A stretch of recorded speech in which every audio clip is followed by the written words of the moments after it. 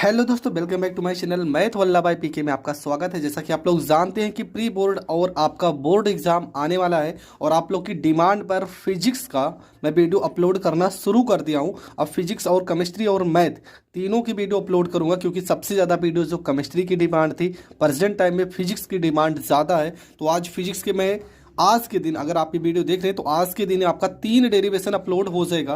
पहला डेरिवेशन है आपका विभवमापी का कार्य सिद्धांत। विभवमापी से रिलेटेड 3 डेरिवेशन में बताऊंगा। आप पूरा वीडियो जरूर देखना, आपको 100% समझ में आने वाला है। तो प्रश्न है आपका, विभवमापी के कार्य सिद्धांत को समझाइए।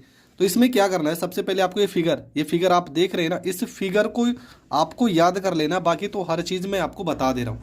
ये फिगर आपको याद हो जाएगा ना, उसके बाद आपको कुछ भी याद करना नहीं है। एक एक लाइन में बता रहा हूँ कहाँ से क्या हो रहा है और कैसे कैसे आपको लिखना है।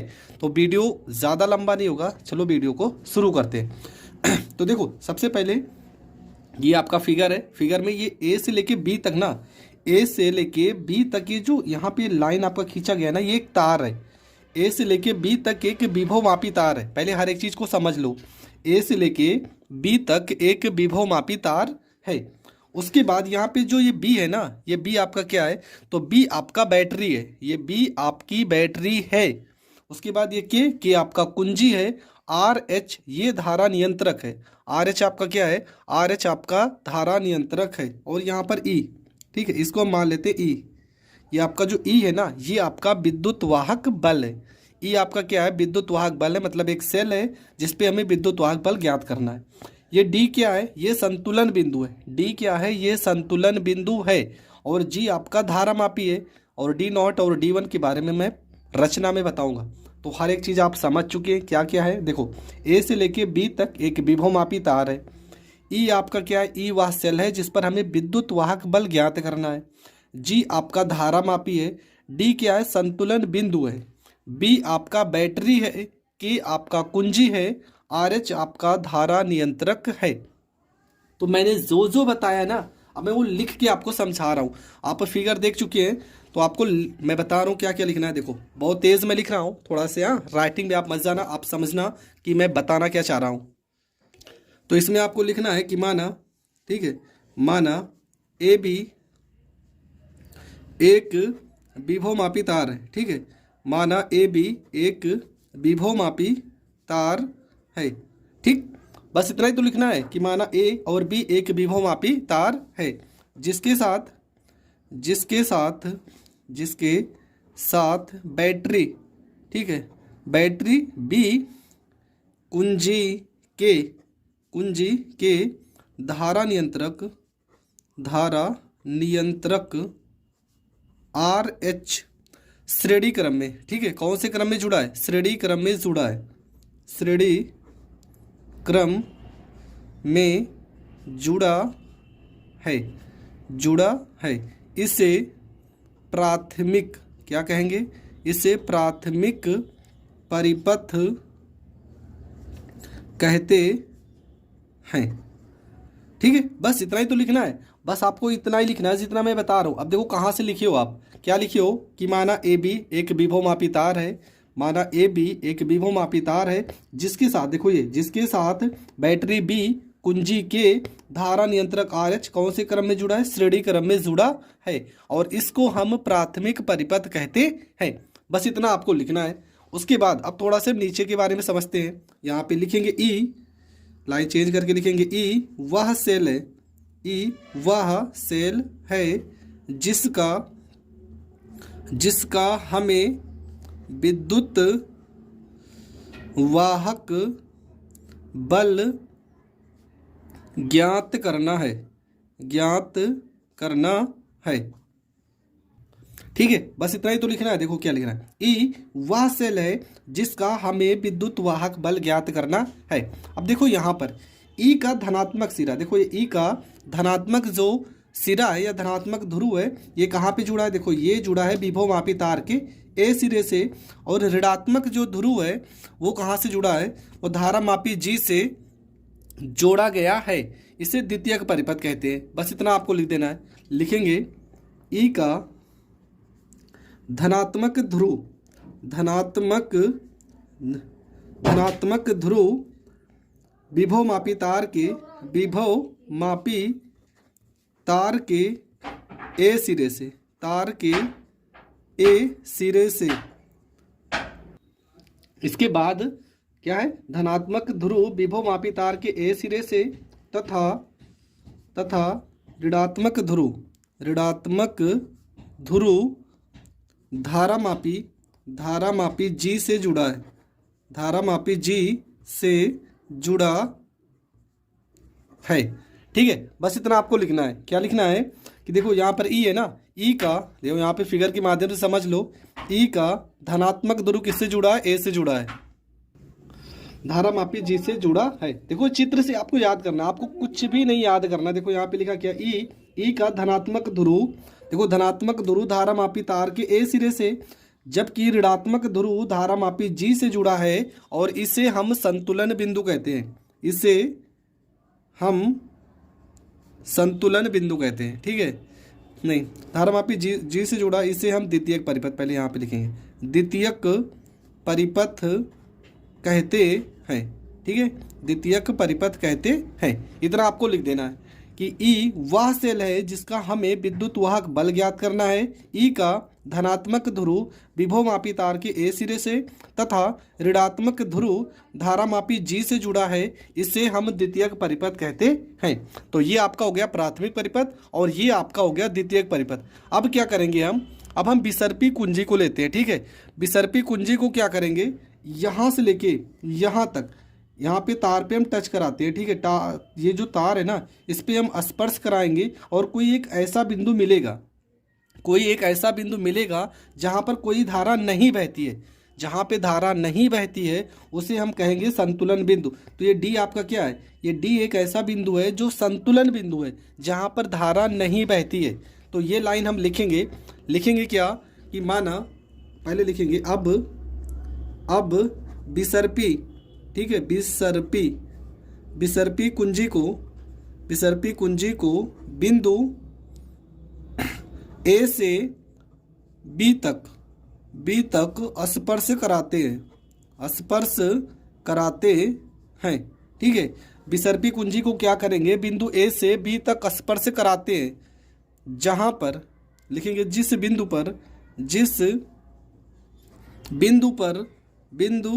पर धारा नहीं बहती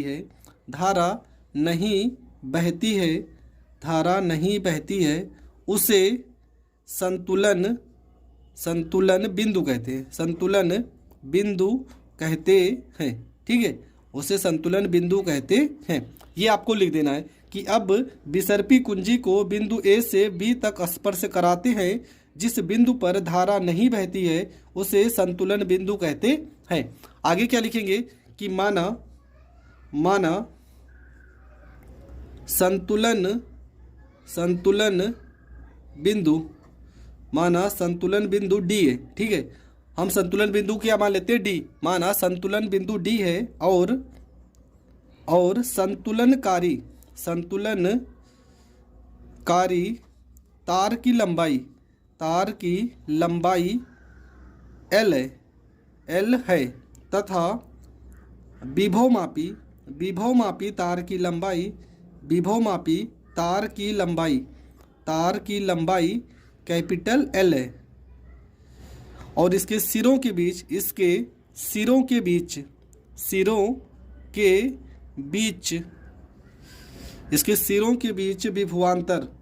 विभवांतर क्या मान लेते हैं, विभवांतर V है।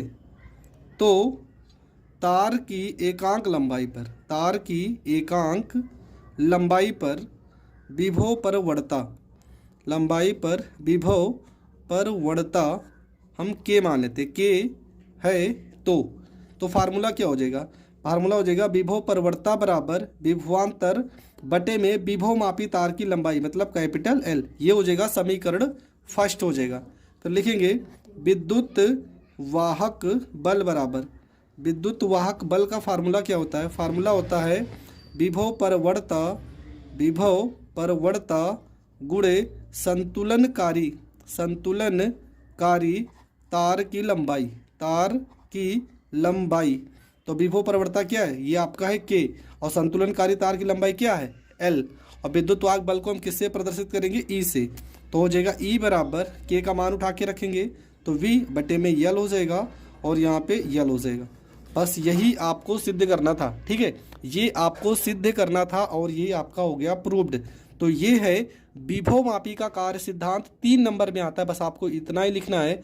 मैं शुरू से एक बार फिर से समझा रहा हूँ, आप पूरा वीडियो फिर से देख लीजिए। देखो एकदम शुरू से आपको कुछ भी नहीं याद करना है, बस ये चित्र आपको देखना है और इसी के बारे में लिखना है। क्या लिखेंगे कि माना ए बी, ये क्या है आपका ए बी, क्या है आपका विभवमापी तार है। तो लिखेंगे माना ए बी एक विभवमापी का तार है।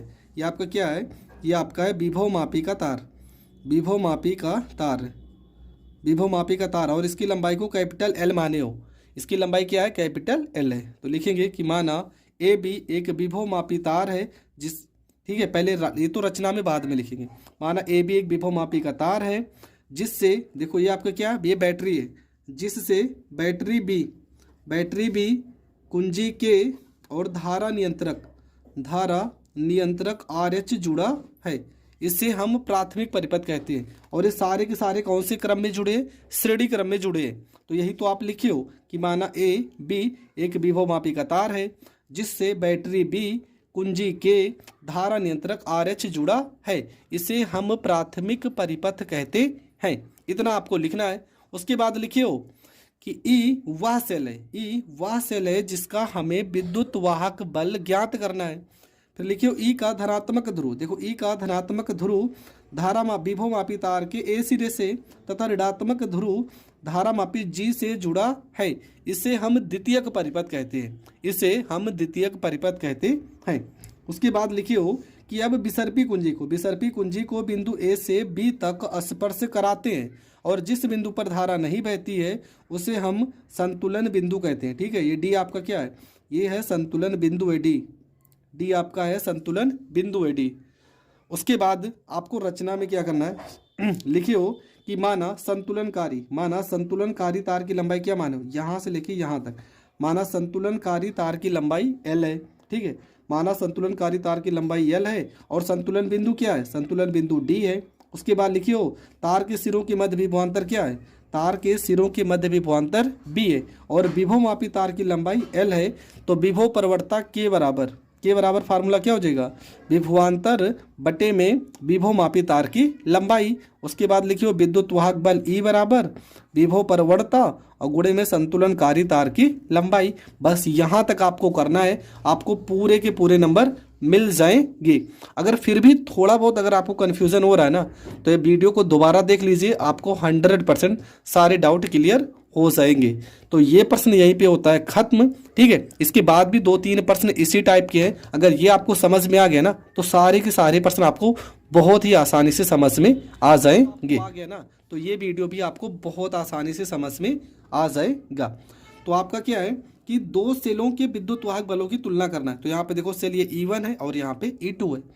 अब कैसे हल करना है, आपको फिगर याद करना है। फिगर के बाद मैं सारी चीज़ें बहुत ही आसान तरीके से बता रहा हूँ और आपको याद भी हो जाएगा। तो फिगर आपको याद कर लेना है और फिगर के बारे में मैं एक लाइन पहले बता भी दे रहा हूँ। आपको क्या लिखना है कि माना ए बी एक विभवमापी का तार है। ठीक है, ए से लेके बी तक एक विभवमापी का तार है जिससे बैटरी बी कुंजी के धारा नियंत्रक आर श्रेणी क्रम में जोड़ा गया है। इसे हम प्राथमिक परिपथ कहते हैं। इतना आपको लिखना है कि माना ए बी एक विभवमापी का तार है, एक विभवमापी का तार है जिससे बैटरी बी कुंजी के धारा नियंत्रक आर एच श्रेणी क्रम में जुड़ा है। इसे प्राथमिक परिपथ कहते हैं। ठीक है, बस आपको इतना ही तो लिखना है। क्या लिखना है कि माना ए बी एक विभवमापी का तार है जिससे बैटरी बी कुंजी के धारा नियंत्रक RH श्रेणी क्रम में जोड़ा है, इसे प्राथमिक परिपथ कहते हैं। ये आपको लिखना है। उसके बाद आपको क्या लिखना है, उसके बाद लिखना है कि E1 व E2 वह सेल है जिसका हमें विद्युत वाहक बलों की तुलना करनी है। तो ये लाइन भी लिख लेते हैं, लिखेंगे कि E1 व E2 वह सेल है जिसके विद्युत वाहक बलों की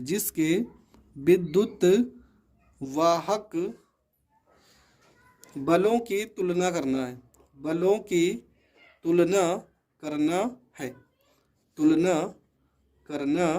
है।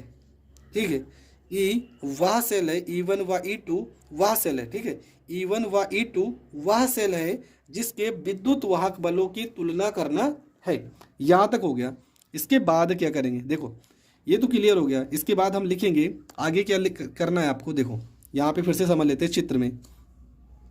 E1 तथा E2 क्या लिखा है, E1 और E2 के धनात्मक, देखो ये धनात्मक और ये भी धनात्मक, E1 व E2 के धनात्मक ध्रुव को देखो किससे जोड़ा है, विभवमापी तार के A सिरे से जोड़ा गया है, तथा ऋणात्मक ध्रुव को किससे जोड़ा गया, धारामापी G से जोड़ा गया है। इसे द्वितीयक परिपथ कहते हैं। बस इतना आपको लिखना है। तो लिखेंगे यहाँ पे कि E1 व E2 के धनात्मक ध्रुव को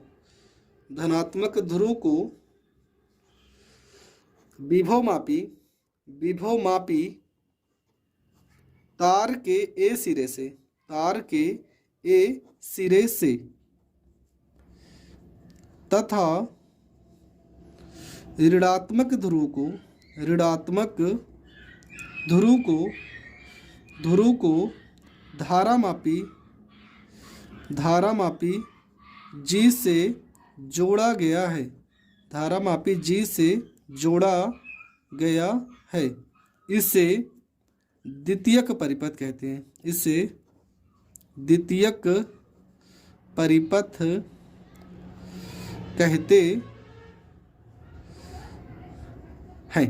ठीक है, इतना आपको लिखना है। क्या लिखना है कि E1 व E2 के धनात्मक ध्रुव को विभवमापी तार के A सिरे से तथा ऋणात्मक ध्रुव को धारामापी G से जोड़ा गया है। इसे द्वितीयक परिपथ कहते हैं। इसके बाद आपको क्या लिखना है, इसके बाद आपको लिख देना है सूत्र की स्थापना। ठीक है, सूत्र की स्थापना।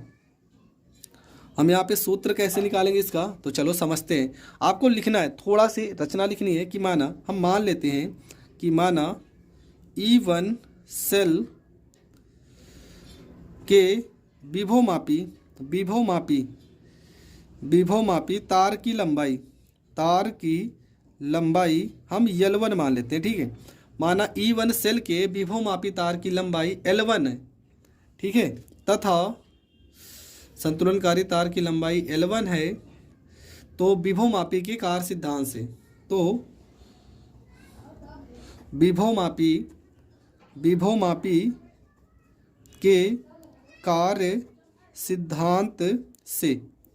कार्य सिद्धांत से तो विभवमापी का फार्मूला क्या सिद्ध किए थे, आपने सिद्ध किया था E बराबर में यहाँ पे K और यहाँ पे L।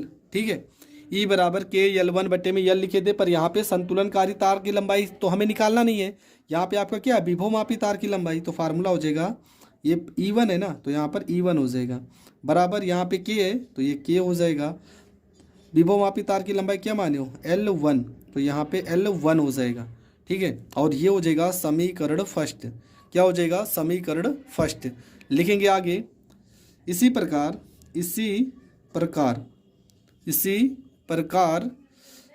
यदि सेल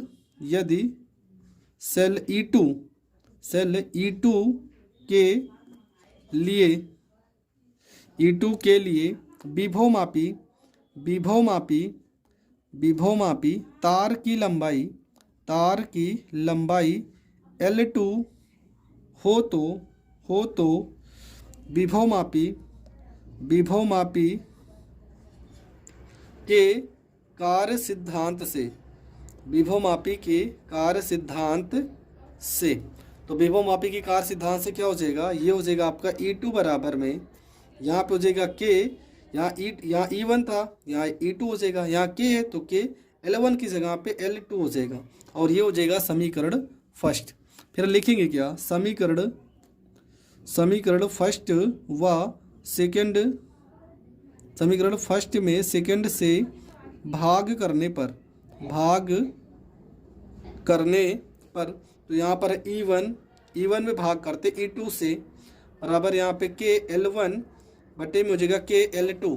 ठीक है, ये K से K कट जाएगा और वैल्यू आपका आ जाएगा E1 बटे में E2 बराबर में L1 बटे में L2। ठीक है, ये क्या हो जाएगा, E1 बटे में E2 बराबर L1 बटे में L2, और ये आपका हो गया प्रूव्ड। यही आपको सिद्ध करना था। ठीक है, सिद्ध तो आपको यही करना है। थोड़ा सा इसके बारे में लिख देते हैं कि इस सूत्र की सहायता से दो सेलों के विद्युत वाहक बलों की तुलना की जा सकती है। ठीक है, इतना आपको लिखना है कि इस सूत्र की सहायता से दो सेलों के विद्युत वाहक बलों की तुलना की जा सकती है। तो ये आपको पूरा का पूरा समझ में आ गया होगा। अब एक बार हम शुरू से आपको बता दे रहे हैं। ठीक है, ये आपका है फिगर में आपको क्या क्या लिखना था, एकदम सिंपल है कि माना ए बी, ठीक है, ए बी एक विभव मापी का तार है जिससे बैटरी बी कुंजी के धारा नियंत्रक RH श्रेणी क्रम में जुड़ा है, इसे प्राथमिक परिपथ कहते हैं। इसके बाद आपको क्या लिखना है कि E1 व E2 वह सेल है जिसका हमें विद्युत वाहक बलों की तुलना करना है।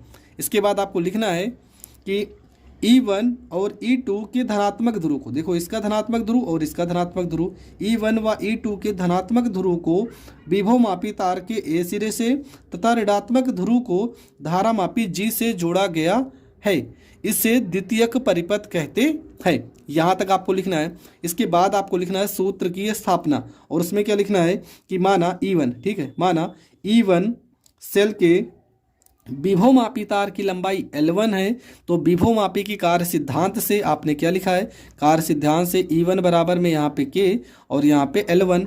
उसके बाद लिखिए हो माना E2 क्या है आपका सेल, क्या है विद्युत वाहक बल E2, सेल E2 है तो इसके विभव मापी तार की लंबाई क्या L2 माने हो, तो विभव मापी की कार्य सिद्धांत से E2 बराबर क्या हो जाएगा K L2 हो जाएगा। समीकरण फर्स्ट में सेकंड से भाग किया, K से K कट गया और आपका सिद्ध हो गया E1 बट्टे में E2 बराबर L1 बट्टे में L2। यही तो आपको सिद्ध करना था। तो ये डेरिवेशन बहुत ही सरल तरीके से मैंने आपको बता दी। 100% आपको पक्का समझ में आया होगा। अगर फिर भी थोड़ा बहुत भी डाउट है ना, तो आप वीडियो को दोबारा देख लो, आपको हर एक चीज़ बहुत अच्छे से समझ में आ जाए। मापी की सहायता से किसी सेल का आंतरिक प्रतिरोध ज्ञात करना। तो इसके पहले मैंने 2 डेरिवेशन इस टॉपिक के बताए हैं। अगर आपने नहीं देखा है तो उन दोनों डेरिवेशन को पहले ज़रूर देख लीजिए, क्योंकि वहाँ से आप बहुत कुछ सीख सकते हो। तो ये आपका डेरिवेशन है, हमें किसी सेल का आंतरिक प्रतिरोध ज्ञात करना है। तो ये आपका फिगर है, और फिगर की सहायता से हम सारी चीज़ों को याद करेंगे। तो ये आपका फिगर है, यहाँ पे क्या कौन सी चीज़ें हैं मैं बता दे रहा हूँ। ए से लेके बी तक ये आपका क्या है, ये आपका विभव मापी तार है। ठीक है, ये क्या है आपका, तो ये आपका है विभव मापी का तार। यहाँ पे हम लिख भी दे रहे हैं, ये आपका है विभव मापी का तार है। उसके बाद ये आपका क्या है, ये ई जो है ना, ये सेल है, ये ई आपका सेल है, ई आपका सेल है। ये जी आपका धारा मापी है, जी आपका धारा मापी है। और डी क्या है, ये संतुलन बिंदु है। ठीक है, ये आपका संतुलन बिंदु है। संतुलन बिंदु का मतलब जहाँ पर धारा नहीं प्रवाहित होती है उसे हम संतुलन बिंदु कहते हैं। ऊपर आपका के क्या आपका, तो ये आपकी कुंजी है। ठीक है, के आपकी कुंजी हो जाएगी। RH क्या है, तो ये आपका धारा नियंत्रक है, यहाँ पर लिखेंगे धारा नियंत्रक। और ये B क्या है आपका, तो ये आपका बैटरी है। ठीक है, इतना आपको लिखना है। इसके बाद आप क्या लिखोगे, देखो पहले समझ लेते हैं। माना ए बी। रचना में क्या क्या आपको लिखना है वो समझ लेते हैं। रचना में लिखना है कि माना ए बी एक विभवमापी का तार है। माना ए बी एक विभवमापी का तार है जिससे बैटरी, देखो इससे क्या, जिससे बैटरी बी कुंजी के धारा नियंत्रक आर एच श्रेणी क्रम में जुड़ा है। धारा नियंत्रक आर एच श्रेणी क्रम में जुड़ा है, इसे प्राथमिक परिपथ कहते हैं। तो ये इतना आपको लिख देना है। तो यहाँ पे मैं लिख दे रहा हूँ कि माना, ठीक है, माना ए बी एक विभवमापी का तार है। विभवमापी का तार है। विभवमापी का तार है, ठीक है। इतना आपको लिख देना है कि माना ए बी एक विभवमापी का तार है जिसके साथ बैटरी बी, ठीक है, बैटरी बी कुंजी के धारा नियंत्रक आर एच श्रेणी क्रम में जुड़ा है। श्रेणी क्रम में जुड़ा है, इसे प्राथमिक परिपथ कहते हैं। प्राथमिक परिपथ कहते हैं। ये आपको लिख देना है, ठीक है। 1% भी आपको कहीं से कुछ नहीं सोचना है। आपको सीधा लिखना है कि ए बी एक विभवमापी का तार है जिससे बैटरी बी कुंजी के धारा नियंत्रक आर एच श्रेणी क्रम में जुड़ा है, इसे प्राथमिक परिपथ कहते हैं। इसके बाद आपको क्या करना है, लिखना है कि ई वह सेल है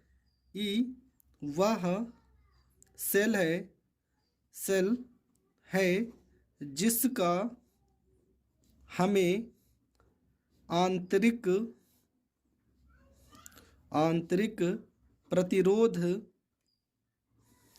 ज्ञात करना है, ठीक है। इतना आपको लिख देना है कि ई क्या है। ई वह सेल है जिसका हमें आंतरिक प्रतिरोध ज्ञात करना है। इसके बाद आपको क्या लिखना है, लिखना है कि ई का, देखो यहाँ पर ई का धनात्मक ध्रुव विभवमापी तार के ए सिरे से और ऋणात्मक ध्रुव धारामापी जी से जुड़ा है। तो ये लाइन भी लिखेंगे सेल ई का धनात्मक ध्रुव विभवमापी तार के ए सिरे से तथा ऋणात्मक ध्रुव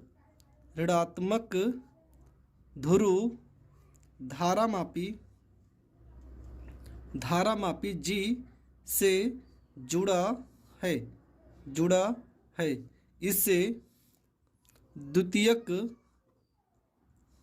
परिपथ कहते हैं, ठीक है। इससे द्वितीयक परिपथ कहते हैं। ये आपको लिख देना है। तो यहाँ तक तो आपकी रचना हो गई है, ठीक है। यहाँ तक आपकी रचना हो गई है। और यहाँ पे एक लाइन और भी लिखेंगे, यहाँ पे प्रतिरोध बाक्स है, ठीक है, ये आर बी है। इसी से प्रतिरोध बाक्स आर बी जुड़ा है, ठीक है। ये लाइन आपको लिख देना है, ठीक है। यहाँ तक आपको लिखना है। हर एक लाइन को बहुत ही अच्छे से आपको लिखना है, ठीक है। अब क्या करेंगे हम इसके सूत्र की स्थापना करते हैं। तो यहाँ लिखेंगे हेडिंग सूत्र की स्थापना। यहाँ लिखेंगे सूत्र की स्थापना। सूत्र की स्थापना में क्या लिखेंगे, ठीक है। हम लिखेंगे पहले कि माना किसी सेल का, ठीक है, माना किसी सेल का विद्युत वाहक बल E और आंतरिक प्रतिरोध R है, ठीक है। आंतरिक प्रतिरोध क्या है, इसको स्मॉल r है, तथा बाह्य प्रतिरोध को हम कैपिटल R मान लेते हैं। बाह्य प्रतिरोध कैपिटल आर है। ठीक है, माना किसी सेल का विद्युत वाहक बल क्या है, ई है, और आंतरिक प्रतिरोध आर है तथा बाह्य प्रतिरोध कैपिटल आर है। सिरों के मध्य में क्या करते हैं, सिरों के मध्य में विभवांतर वी लगाने पर परिपथ में आई धारा प्रवाहित होने लगती है। ठीक है, आई धारा प्रवाहित होने लगती है। ठीक है, मैं बहुत स्पीड में लिख रहा हूँ तो आप राइटिंग पे मत जाइएगा, आपको हर एक डेरिवेशन समझ में आना चाहिए। ठीक है, डेरिवेशन में क्या क्या लिखना है वो सारी चीज़ें आपको समझना है। क्या लिखे यहाँ पे कि माना किसी सेल का विद्युत वाहक बल क्या है, ई है, और आंतरिक प्रतिरोध आर है, बाह्य प्रतिरोध क्या है, कैपिटल आर है। तो सिरों के मध्य विभवांतर वी लगाने पर परिपथ में आई धारा प्रवाहित होने लगती है। तो फार्मूला क्या होता है, तो सेल का आंतरिक प्रतिरोध, ठीक है, सेल का आंतरिक प्रतिरोध का फार्मूला क्या होता है, फार्मूला होता है आर बराबर में कैपिटल आर बटे में यहाँ ब्रैकेट में ई बटे में वी माइनस में यहाँ पे 1। ये हो जाएगा आपका समीकरण फर्स्ट। ठीक है, ये आपका क्या हो जाएगा, समीकरण फर्स्ट। अब लिखेंगे कि माना सेल का विद्युत वाहक बल ई हो तथा विभव मापी तार की लंबाई L1 पर संतुलित होता है, तो विभव मापी के सिद्धांत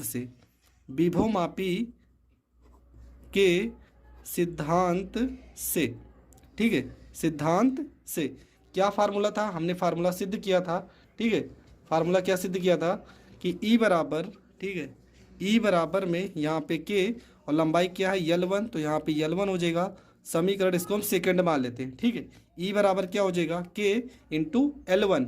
इसी प्रकार यहाँ पे सेल का विद्युत वाहक बल है ना, अगर विभवांतर वी हो, विभवांतर क्या हो, वी हो, और तार की लंबाई L2 हो तो विभव मापी के सिद्धांत से ठीक है, विभव मापी के सिद्धांत से क्या हो जाएगा, ये हो जाएगा आपका V बराबर में के, L1 की जगह पे L2, और ये हो जाएगा समीकरण 3। ठीक है, यहाँ पे क्या विद्युत वाहक बल ई था तो हमने ई लिखा था, विभव मापी तार की लंबाई L1 तो यहाँ पे L1, यहाँ विभवांतर अगर V हो और तार की लंबाई L2 हो तो विभव मापी के सिद्धांत से V बराबर हो जाएगा K इंटू L2। ये हो गया समीकरण 3। अब देखो यहाँ पर E है और यहाँ पे V है, E और B का मान उठाकर समीकरण फर्स्ट में रखेंगे। ठीक है, E और B का मान समीकरण फर्स्ट में रखेंगे। तो आगे क्या लिखेंगे कि समीकरण फर्स्ट में E तथा V का मान रखने पर, ठीक है, रखने पर, तो समीकरण फर्स्ट आपका क्या था, R बराबर में यहाँ पे कैपिटल R था, और E की जगह पे क्या लिखेंगे, के L1 बटे में हो जाएगा के L2 माइनस में 1। ये के से के कट जाएगा, R बराबर हो जाएगा कैपिटल R बटे में L1 बटे में L2 माइनस में 1, और ये आपका हो जाएगा प्रूव्ड। तो यहाँ पर लिख देंगे कि इस सूत्र की सहायता से किसी सेल का आंतरिक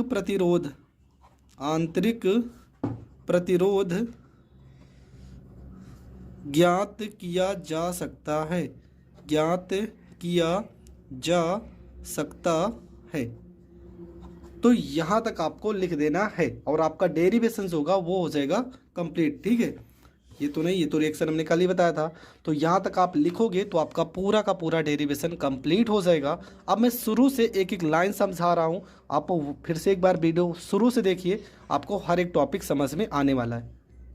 ये आपका फिगर था, हमने कहा था फिगर की सहायता से हम सारी चीज़ों को याद करेंगे। इसमें आपको क्या लिखना है कि माना ए बी, देखो ये क्या है कि माना ए बी एक विभवमापी का तार है, माना ए बी एक विभवमापी का तार है जिससे बैटरी बी कुंजी के धारा नियंत्रक आर एच श्रेणी क्रम में जुड़ा है।